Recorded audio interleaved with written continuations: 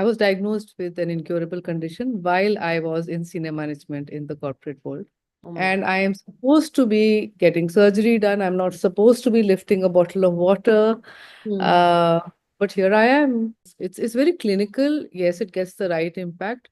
But the biggest impact it gets is at the emotional level, at the mental level. The three pillars of the foundation came from a personal journey as well as observing that people were not making the connect as holistic. They understand 10% of it, which is the conscious brain. Hmm. 90% is subconscious. Okay. Now that's the 90% that I treat. I always say this: succumb like a victim or fight like a warrior. Hmm. The warrior will recover, the victim will not. When you go to the root cause Hmm. and you eliminate that, then the symptoms, clinical reports, they all start tumbling down. Consumption is not just the food you eat. Consumption Yeah. is the thoughts you put in. Consumption is, what I am absorbing and you are absorbing from this conversation that we are having. Hmm. It's all affecting us. Everyone comes with their own unique mental health challenges, including neurodivergent people. Hmm. And what people don't understand is that someone else's trauma can never be greater or lesser than yours because each person's journey is very unique. Yes.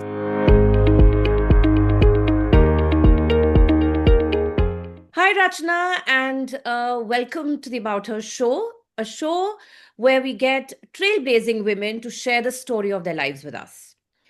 I mean, this way, not only do they, get to showcase themselves, but they also give us an opportunity to inspire other women. You know, a lot of women we know have dreams, ambitions, aspirations, but for some reason, either let go of them or the circumstances are such basically that they cannot follow those dreams. So we want them to get inspired and, just get out of whatever is stopping them. And then, along with women, we also get men on the show because we believe that for a truly gender inclusive world, men and women need to be allies in this journey. You know, you cannot exist without the other, so we have to learn to mutually coexist. Now, coming back to the trailblazer thing, now I have known you for years, that's one thing, and I have known how you have kind of expanded your horizon, taken on new things, and so well. And then, of course, when I look at your profile, even otherwise, it is so impressive. I mean, from the kinds of things that you have done, how you have battled various challenges and come to this stage where you are today, you're a role model, for so many women. So we're absolutely honored. And of course, there's a lot of pleasure in welcoming you to the show. So, like I said, welcome to the About Her show. Thank you so much, Sangeeta. I'm very grateful to be here. Having seen your work and seen your impact, and also the depth with which you approach things has always resonated with me. So, thank you for doing all the wonderful work you're doing. Well, I could say the same to you. So, all right. So then let's dive in and talk about you and what you have done, why you have done. So my first question. Now your journey from being a vice president at GE Money to then founding RachnaRestores and later the Kindness Practice Foundation is of course truly inspiring. Now my question is, what was the turning point that made you pivot like so radically from the corporate world to the world of healing? I was diagnosed with an incurable condition while I was in senior management in the corporate world. Mm-hmm. And, anything that I did not make me feel better. Okay.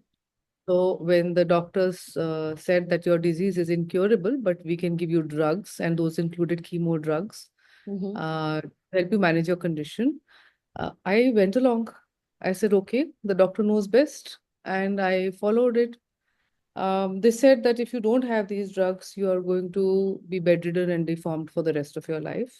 Mm-hmm. My deformities began within a few months of consuming those drugs.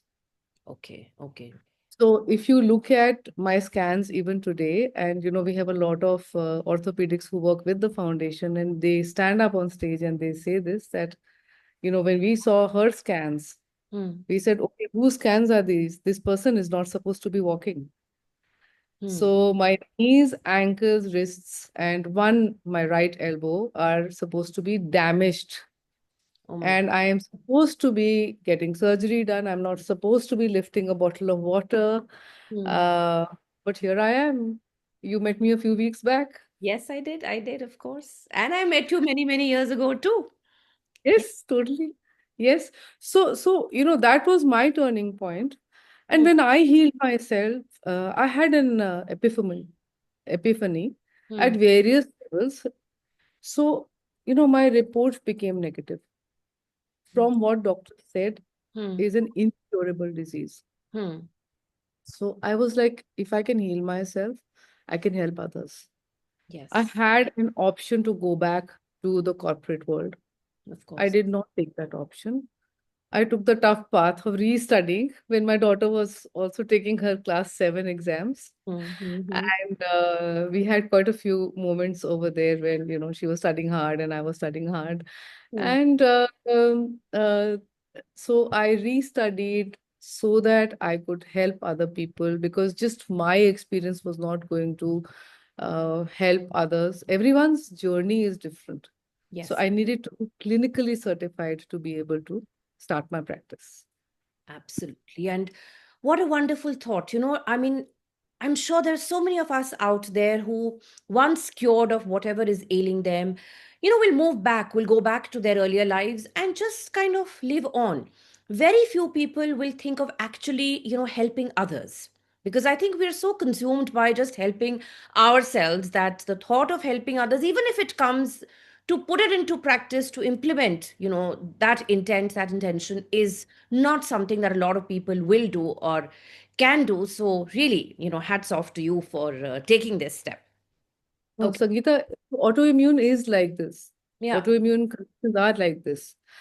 You can't treat it like any other condition. Now that over the last 16 years, I've treated thousands and thousands of patients, and even my fifth book is on healing autoimmune conditions. It's very clinical. Yes, it gets the right impact, but the biggest impact it gets is at the emotional level, at the mental level. Right. So, when I began my practice, it was like a mission. The Hmm. foundation came 10 years later. You asked me about the foundation. Hmm. It Hmm. came 10 years later. Right. So in 2019, when I was still doing my practice across the world, I was beginning to find that people are not understanding the connect between mental health and nutrition, Hmm. between mental health, nutrition, and the earth. Right. Right. The three pillars of the foundation came from a personal journey as well as observing that people were not making the connect as holistic. Hmm. Hmm. Hmm. Right. So, Yeah. making them understand that and then kind of Yes. on. All right. Yes. So, Rachna, you often say, heal from whatever they say I can't, right? Right. So, now, what does this statement mean in your personal and professional journey? And how do you, kind of help your patients believe in that possibility? Okay. So first of all, I experienced it myself.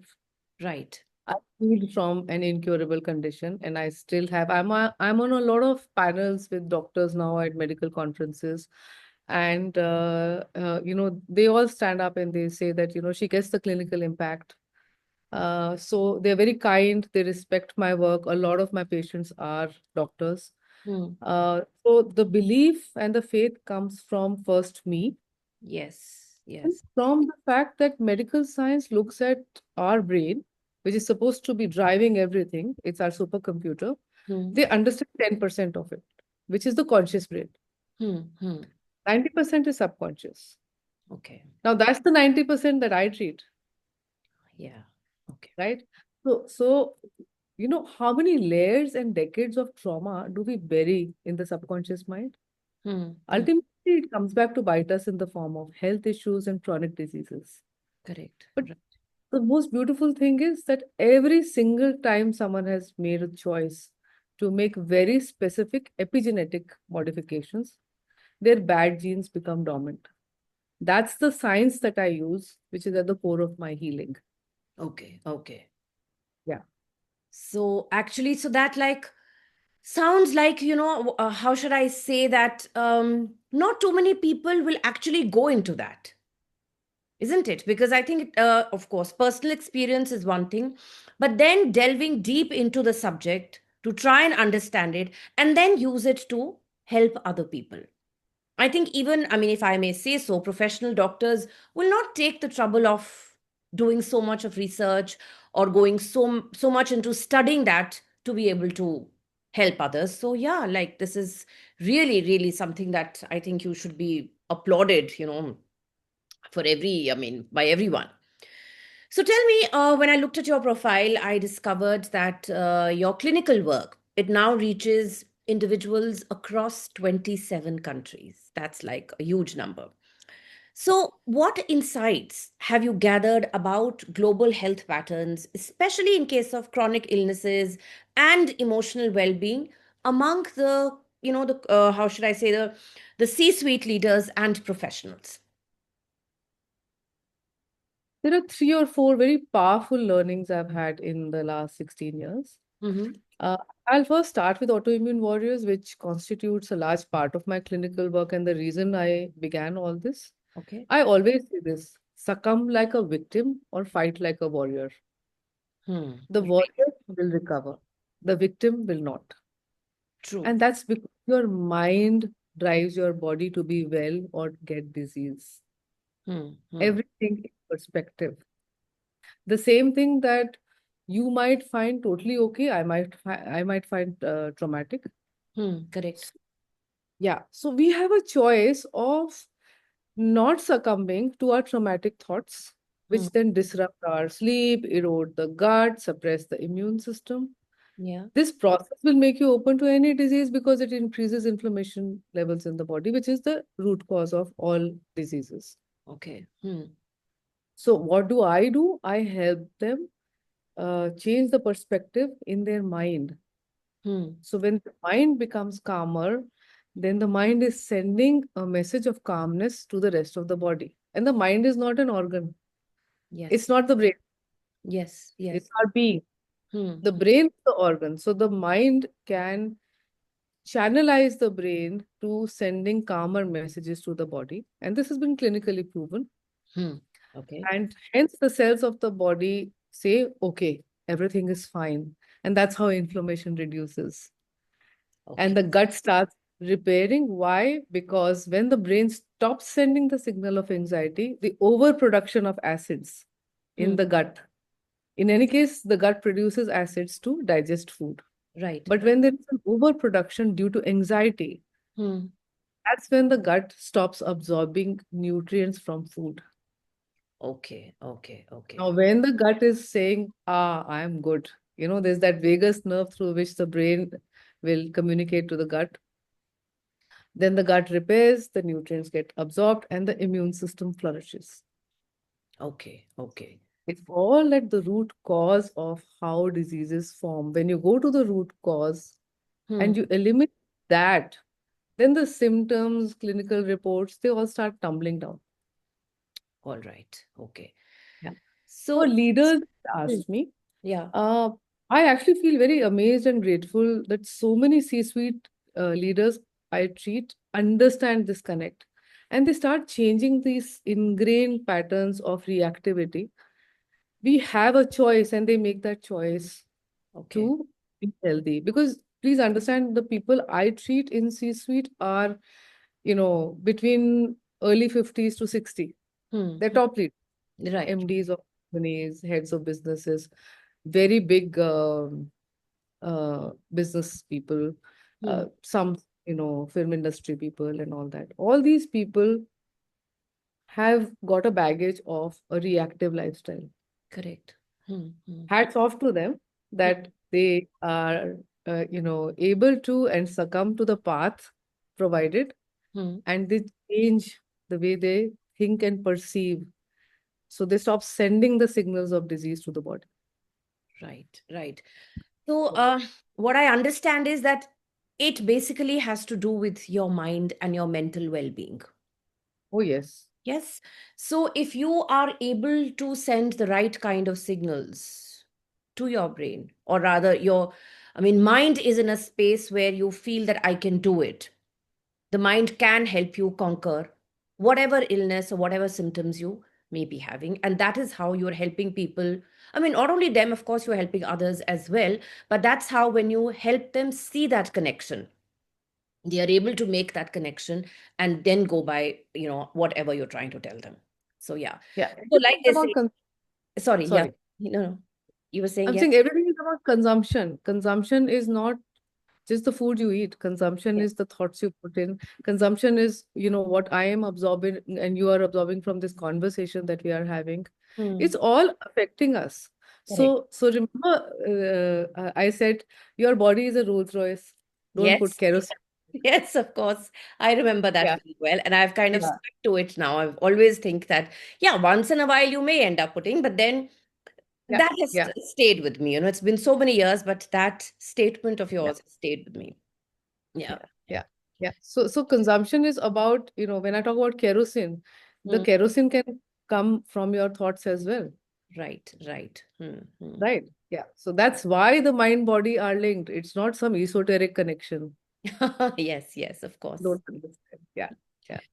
So, of course, as I understand now, it is the mental well-being, the mental health has, which has a role to play in so many illnesses that people get.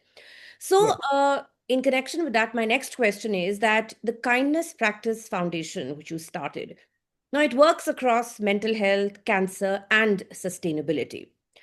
So, how do you design and lead such interdisciplinary projects that connect public health and ESG goals? Okay. So first of all, the foundation focuses on mental health, nutrition, and sustainability. Right. Under mental health and nutrition come diseases like cancer because they're traumatic for the patient and the family. Of course, yeah. Uh, so we do a lot of awareness drives across the country. Hmm. Uh, but what we have to do is step back and understand that we are a subset of the earth. Right, Look right. at the state of human health and then look at the state of the planet. Hmm. The more we degrade the planet, the more we degrade our own health. Hmm. Being close to nature is good for mental health. We have published so many studies on this connect, but Hmm. we continue to erode nature and mental health of human beings. Hmm. Why? Because we maybe come from a place of greed as human beings. Yes. Yeah, yeah, yeah. We do, we do. And what's happening? More depression, more mental health disorders, manifestation of mental health conditions into physical diseases. Yes. Yeah. So when we start understanding that our daily habits are eroding the earth, Hmm. that's when we pause and say, hey, can I change my consumption patterns and improve my health, which will also improve the health of the planet? Right. A Hmm. very simple example I'll give you. Hmm. Your plate is 85% plant-based. Hmm. You're reducing your carbon footprint. Yes. Yes. Hmm. What is it doing to you? 85% of plant-based, it's healing you, it's reducing inflammation, Hmm. it's sending good bacteria to your gut, Hmm. right? Right. It reduces disease, risk of cancer, risk of, other kinds of inflammatory health conditions. Hmm. So the health of the planet and your planet is linked in your consumption habits. Right. Right. Yeah. So then you talk to me about ESG. Hmm. Let's understand what ESG means. Everyone knows it's environmental, social, and governance. Hmm. Hmm. But understanding the S in ESG will drive the other two. Okay. So S, the social pillar of ESG, directly relates to how an organization will manage relationships with employees, suppliers, customers, and communities where it operates. Right. Is this with kindness, or does it come from a place of anxiety? Hmm. Employee health and well-being are crucial pillars here. Hmm. So a large part of the S is also DEI, Hmm. Hmm. Right. Yes. and holding them together is what? Mental health. Correct. Hmm. There are so many organizations that we've come across who don't have a clear set document for mental health policies which they can refer to Hmm. avoid emergencies. Now, Kindness Practice Foundation is ISO 45003 certified Okay. for psychological health and safety. Hmm. And it helps them understand when employees and leaders are calmer, everyone works with kindness. Right. This makes governance, which is the G of ESG, flow much better. Definitely. Yeah. For the E, which is environmental, very specifically, we are the problem. We consume more. Mm, We increase the carbon footprint. So when a leader stands up and says, hey, my organization is going to be focused on giving back to the earth, which means, we will invest in some amount of solar energy for our consumption, or we will have workshops and projects which help employees understand how to reduce their carbon footprint and increase their health factor. mm, mm. That's when ESG really starts working. And those are the areas where we do our projects. All right, all right. So, yeah, so I think it is all about being able to understand your role in the entire setup, not think that, my one little step, how is it going to help? Because I feel, believe it's like most other things, like every other thing. It may be a drop in the ocean, but every drop will count. Understanding that, accepting it, and actually doing something about it is all that is needed, on our parts. Now tell me, ESG has become like a corporate buzzword. Everybody is talking about it. I mean, I don't know how far they've documented it, but everybody talks about it. Now, in your Right. experience, what distinguishes meaningful and say purpose-driven ESG initiatives from those that are just performative checkboxes? Some people just talk about it, but they're not really doing anything about it. So, what has been your experience in this regard? So we don't come from a place of judgment. Okay. Whether an organization is being forced to do it as a tick or it's genuinely interested in making an impact, in Hmm. both scenarios, there is a positive impact. Okay. Okay. Okay. Yeah. So you feel that, all right, as long as maybe even that awareness is coming and they are talking about Correct. it, that is a Correct. step in the right direction. And Yes. it may motivate them to actually start doing something about it. Yeah, you do have a point here. The fact that you're talking about it, and they say now if you go on repeating something, it somewhere Exactly. gets embedded in your brain. So yes. So at some point Yes. in time, you may Yes. take actual action. So yeah, that sounds good. All Yeah. right. Now, when I look at your work, and of course, I've been attending your meetings, and so whatever little I could understand, what I found is that you and your team, you've championed inclusive and neurodiverse employee policies, right? Now, Yeah. what practical steps can companies take to build workplaces that prioritize mental well being and truly support neurodivergent individuals? Okay. Frankly, there are 8.5 billion people on Earth. Okay. Yeah. Each one of us has a unique mental health footprint. Right. So the first thing that we all, not just organizations, need to do is take off that judgmental hat and then take a deep breath to understand that everyone comes with their own unique mental health challenges, including neurodivergent people, Hmm. which can be converted to strengths. Right. People who had DEI need to understand that neurodivergent traits are not limitations. They're Hmm. distinctive cognitive strengths. Hmm. For example, some neurodivergent people excel in pattern recognition, attention to detail, Hmm. innovative thinking, or intense focus. Hmm. It then becomes the duty of the organization to focus this unique talent to benefit the organization, Okay. right? Yeah. Yeah. And the focus of DEI has to come from a non-judgmental space. You run about her. Hmm. Hmm. But it's so sad, even today, Sangeeta, there are statements like, oh, it's that time of the month for you to women is very common. It is very common. Yes. Yes. Yeah. And, there are people who will look at a returning mother who's trying to pick up new work. There are sniggers, still happens in the workplace. It does. It does. Right. Right. So when the leader of the organization stands up and starts being truly inclusive in their behavior, Hmm. Hmm. Hmm. Hmm. respect for everyone, automatically their direct reports and the culture of the organization will start changing towards, uh, you know, uh, making neurodivergent people, other people be inclusive, non-judgmental space. Hmm.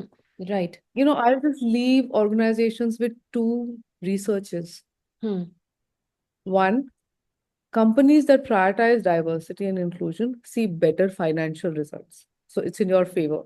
Yes, yes, yes. Second, a study by the Journal of Economic Behavior and Organizations found less corruption in countries where more women are in government. Yeah, So yeah. inclusion pays. It does. It does.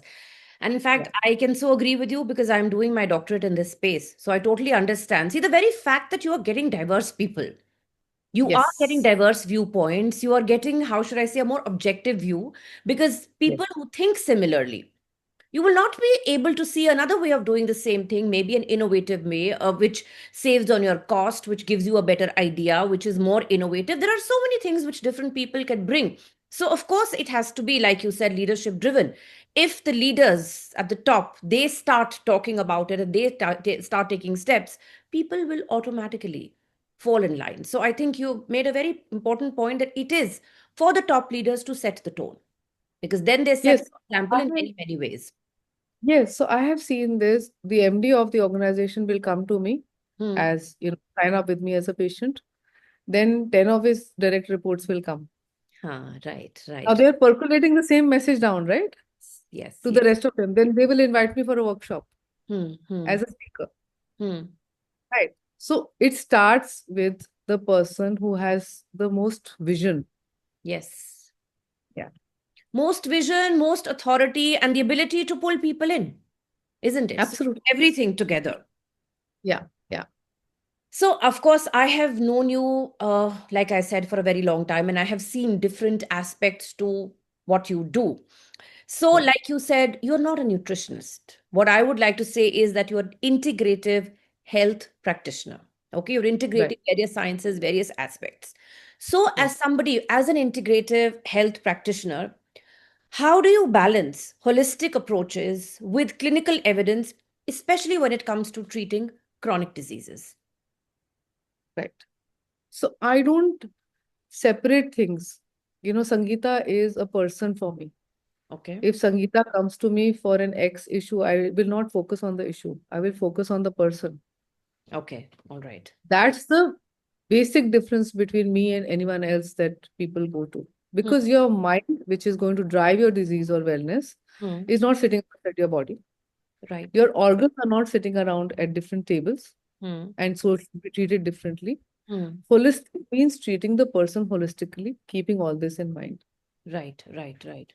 Anyone who comes to me needs to get a set of reports done, which are much deeper and a very long list in comparison to what the doctor prescribed. All right. Because I understand that if you're a chronic disease patient, specifically, there are markers which may not seem directly connected to your disease, but Hmm, will be out of range. correct. Hmm, This is because when disease strikes, the entire balance of your mind and body is shaken. hmm, My holistic approach brings this balance back. So it heals the root cause, the balance comes back, has a ripple effect on the reports coming back in range, hmm. symptoms disappearing, and then homeostasis returning. Right, right. So it is like you said that the entire you that you're looking at, you're not looking at one particular organ or one particular parameter that is off.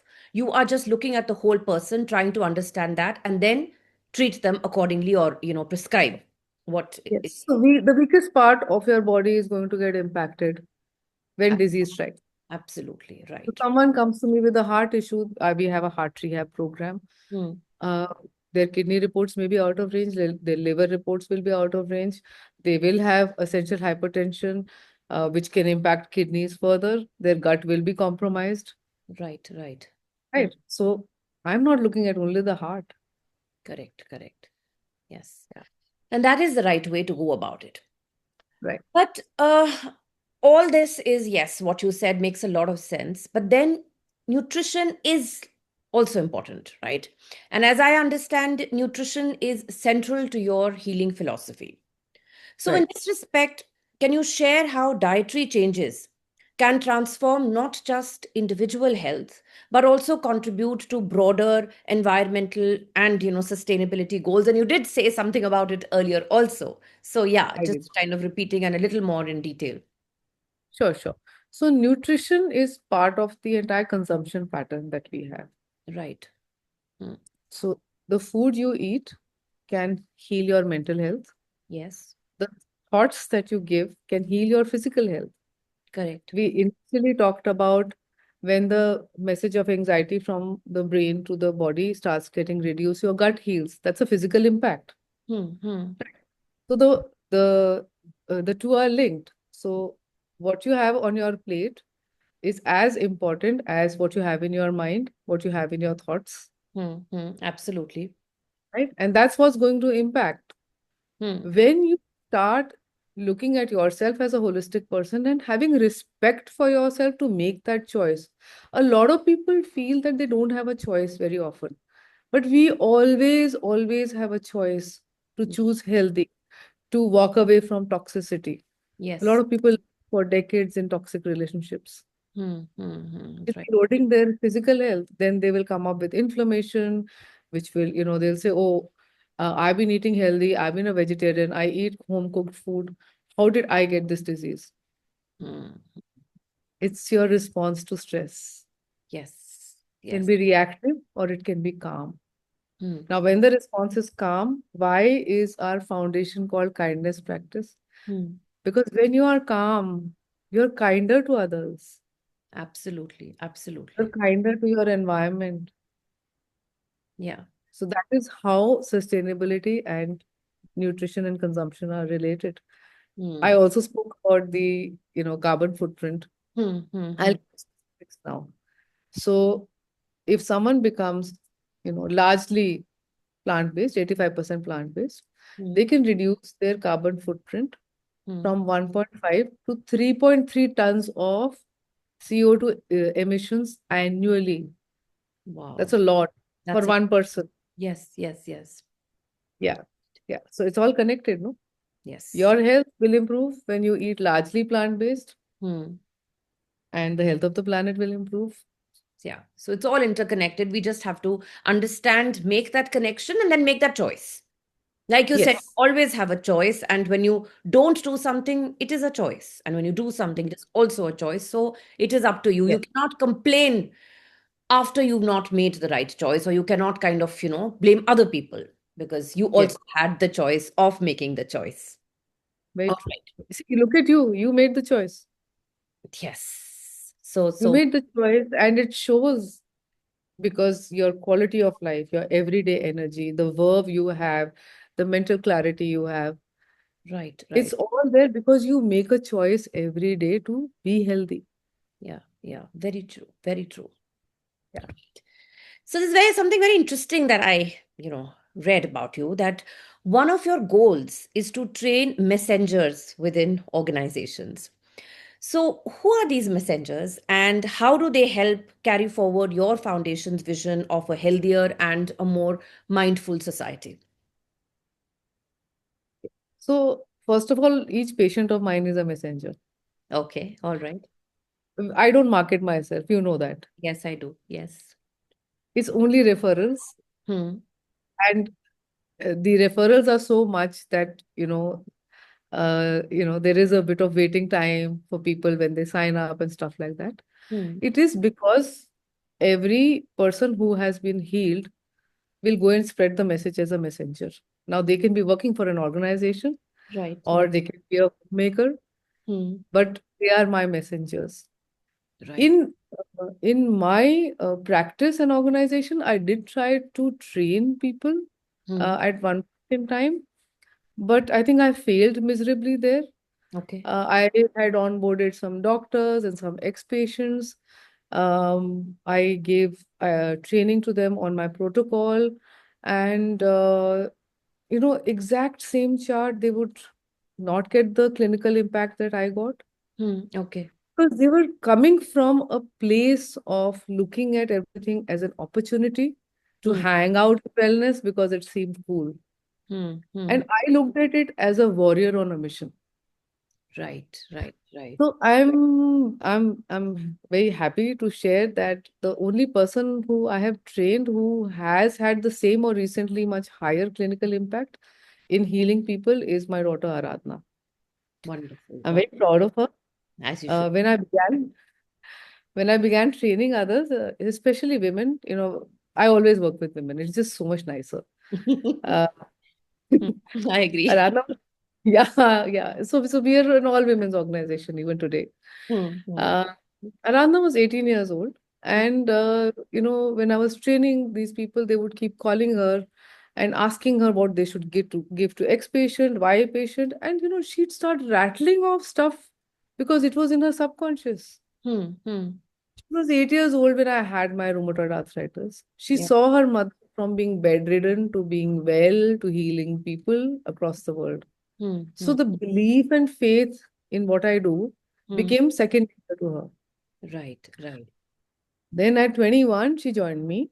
Hmm, She's in PCOS fertility and rehab. hmm, hmm. There's a joke in the family that she gets women pregnant. Okay. But look at how beautiful it is. She's a young girl herself, and couples and women struggling to get pregnant come to her, and within 45 to 60 days, Hmm. conceive. Wow. In her rehab work, people who are bedridden start walking after 6 months. Wow. Wow. Yeah. So healing is not commercializing yourself. It's about Absolutely. sincerely, doing work with someone who has put their faith in you to help them get out of the trauma. And that's how it'll become more impactful also. If you're only thinking of the commercial or the monetary angle, then you'll only Yeah. be impactful to that extent because, the drive will be different, the purpose will be different, and obviously then the impact will also be different. True, true, Yeah. true. Yeah. Yeah. So my team of young girls, as I call them, when we onboard them, there Yeah, are dietitians, there are psychologists, there are, designers. I tell them that 15% of your time is seva. You have to do something for the foundation. correct, correct. Hmm. So that's where the culture gets formed, and then, that's the ripple effect. These people may or may not work with me, forever. They Hmm. may work with me for 5 years and go elsewhere. They are still going to be my messengers. Yes, yes, yes. Absolutely. True. So, Rachna, as I understand, you've written 5 books which have done extremely well, and these books are on health and healing. Right. So, from all these books that you've written, is there a particular story, maybe from a patient or from your own life, that continues to stay with you and, in a way, defines your purpose? Sangeeta, if you've read any of my books or all my books, you'll find that each story is heart-wrenching and heartwarming at the same time. Right, right. Each one of my patients is very special to me. Hmm. And what people don't understand is that someone else's trauma can never be greater or lesser than yours because each person's journey is very unique. Yes. That's what I see. I see the uniqueness of the journey. So, if someone comes to me for weight loss, I don't make their trauma lesser than someone who comes to me for a chronic disease. Hmm. Why? Because it's how the mind perceives the trauma. So for me, they're all my babies, and my purpose is defined by helping them release their physical and emotional trauma. How beautifully said, because you're so true and so right that everybody's journey is different, and whatever is ailing me is important, is critical, is crucial for me. And you Yes. cannot compare it to what somebody else is going through because that's their journey. And for you, you have to have an objective and impartial, assessment and view because you cannot say that this is less or this is more or something like that.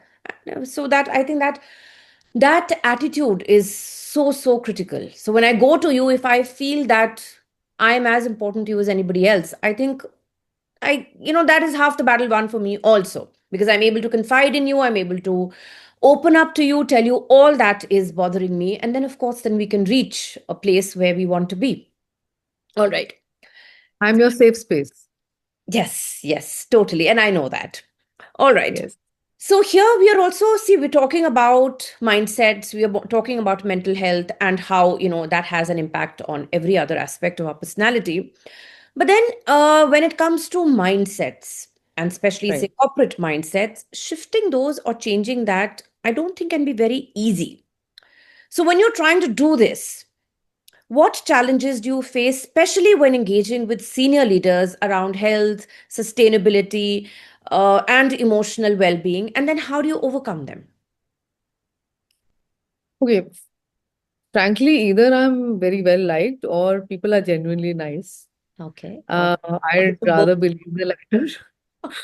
All right. I have not encountered any mindset issues that have hindered the process of either senior leaders not being engaged, Okay. uh, being committed, Hmm. either personally or in their organization, to make an impact on health, sustainability, emotional well-being. So Okay. they know. See, the beautiful thing about seasoned people, when you talk about experienced people, they can see through you. Yes, yes, yes. Yeah. Very true. So they know very well who is genuine and who is not. Hmm. Right. So there's no amount of glib talk or a beautiful PPT that will work for them. But Right. genuineness will cut through everywhere. Yes, yes, Yeah. yes. That's what I think makes it very smooth, very nice. Uh, so I think I'm just lucky, or I'm very grateful for this. I think it's a little more than that, Rachna, because first of all, people who are approaching you are already coming from a mindset which is open, Yes. which knows that this is something that we need to do. Okay. Right. And then they meet you, and then they see that you are somebody who knows what she's talking about, who's Right. genuinely going to be able to make a difference. So when both Right. these things come together, kind of a Right. synergy is created. And that's how I think you don't face the kind of challenges which other people may be facing, because you know your stuff. They are coming with And an open mindset, and then you know your stuff. So when it gets together, how can there be any challenges? You're so right. Right? yeah, but they also tell me, so we laugh about it because some of them have now become friends over a period of time. And they, even in the first meeting, they say that, we were told that you are very focused, you are very precise about your process. And, because of my corporate background, and people know that I was in GE and, Six Sigma and everything, Hmm. uh, they say we were told it's going to be tough. Hmm. So I say, of course, you've tried this 7, 8 times, right? Yeah, It's yeah. not worked.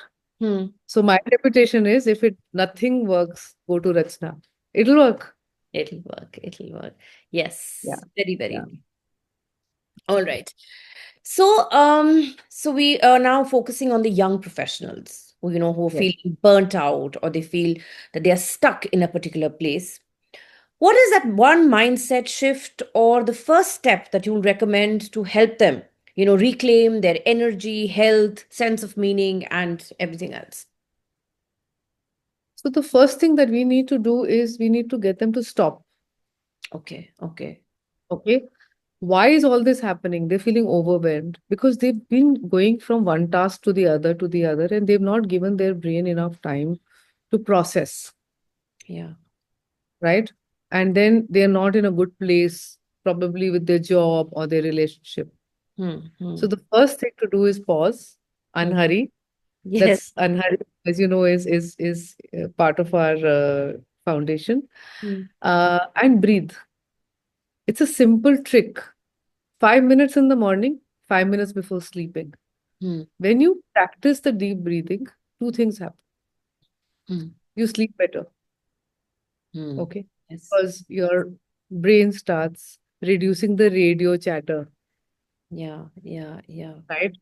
So the second thing that happens is, because you sleep better and your brain and body is rested, Hmm.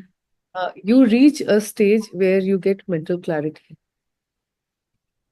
Yes, What do you need to get unstuck? Mental clarity. yes, yes, yes, yes.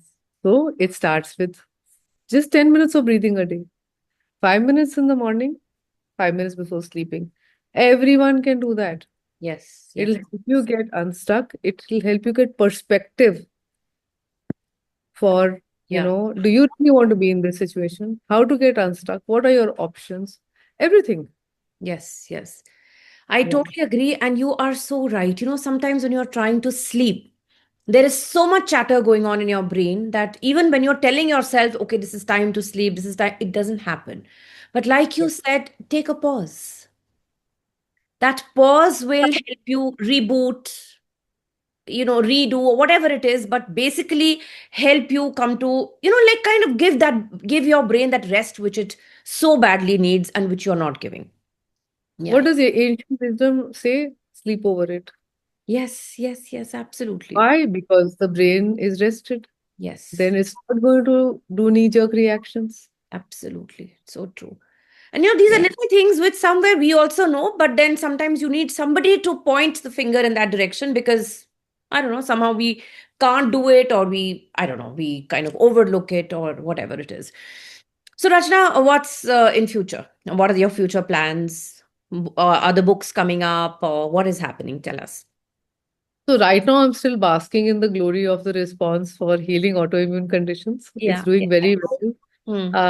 It is for people who have gone to the rheumatologist, have tried every other, nuska or whatever, or been to the biggest functional nutrition doctor globally, and it's not work. Read the book. It'll work. It's clinically proven. My PhD dissertation was on impact of anulom vilom Hmm. on inflammation markers and antibodies for autoimmune patients. Okay. Okay. 3 months, Hmm. 3 months, Sangeeta. The Wow. inflammation markers came down. The sleep quality improved in the qualitative impact. Hmm. The antibodies crashed down, Okay. Okay. which I did not tell them to go off their medication. They were still on medication and all these things were still not good. The Hmm. brain fog was still there. The Hmm. pain level was still high. Hmm. Just the input of 20 minutes of alternate nostril breathing. Wow. How impact. That's the impact of breath, Hmm. When breath right? becomes air, or when breath becomes life, whatever. Yeah. Yeah. Yeah. Yes, yes, yes. If there are future books, I don't know, but a lot more impact. The awards are coming up. I hope to see you on stage in one of your beautiful sarees. Uh, Sure. this is our 6th year for the nonprofit awards. There's also some amount of re-education. There's another certification that I'm looking at. Wonderful. I always keep the neuroplasticity in my brain going. Yeah. Yeah. So a lot of things that excite me. Great. Great. So all the best to you. Yes. Thank you. All right. So, Rachna, while the conversation is over, we still have the rapid fire round, which is 5 quick questions and 5 quick answers. So, are you ready for it? Yes. All right. So, the first one word that describes your life's mission.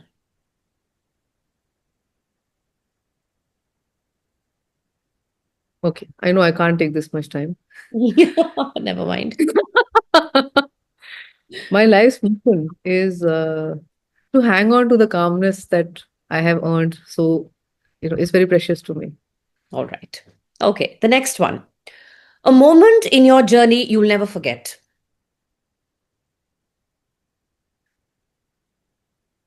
That's a very gory one. Okay. Uh, All right. Never it's mind. also in my book. So, my turning point that came was that none of the drugs, including the chemo drugs I was on, were working. And the doctor injected my knuckles and wrists with steroid injections in the bone. So 13 injections in a span of about 1 hour. Oh, okay. And yeah, I was yelling my lungs out. And Aradhna and Bikram were at the reception, and the hospital, the room was at the back, and they could hear my screams.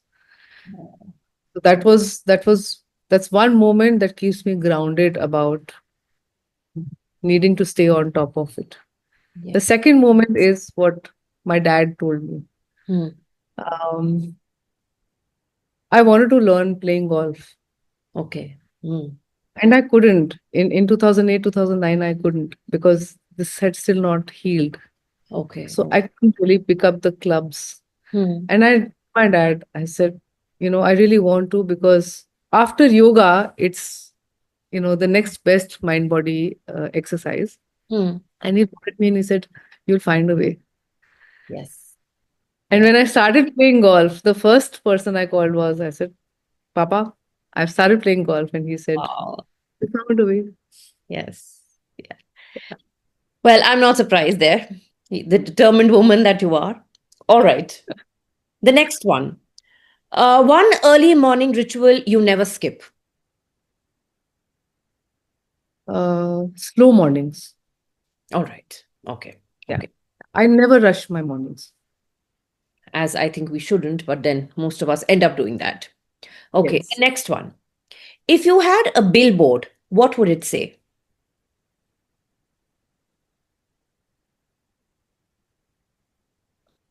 Don't take anything personally.